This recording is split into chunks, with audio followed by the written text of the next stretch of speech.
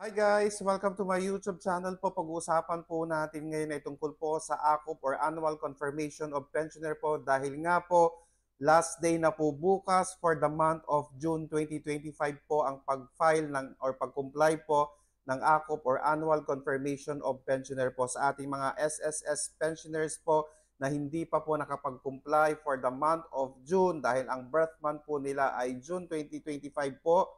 Kinakailangan po ninyong mag-comply hanggang bukas po, June 30, 2025 dahil kung hindi po kayo makapag-comply, sigurado po ako na masususpend ang inyong SSS monthly pension po.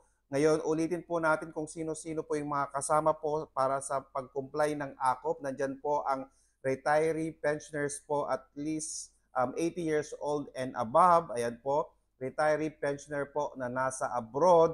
Pangatlo po dito ay total disability pensioner po. Nandiyan din po ang survivorship pensioner po. At syempre po ang dependents pensioner po. Kung kayo po ay kasama po dito sa mga pensioner na ito, kinakailangan po ninyong mag-comply ng AKOP hanggang bukas kung ang birth month po ninyo ay June.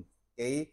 Kung ang birth month po ng deceased spouse ay June, kung ang birth month po ng deceased parents ay June, kinakailangan po ninyong mag-comply hanggang bukas po ng June 30, 2025 po. Pumunta na po kayo sa pinakamalapit na SSS branch para po makapag-comply po nito dahil magkakaroon po ng problema ang inyong monthly pension, magkakaroon po ng suspension ang inyong monthly pension. Okay, sa ating mga SSS pensioners po, wag po natin itong baliwalahin dahil magkakaroon po kayo ng problema sa inyong mga pension. Eh, sana po nakatulong po ako. Please do not forget to subscribe, like, and share para po lagi po kayong updated sa ating mga videos. Maraming salamat po and stay safe. Bye-bye!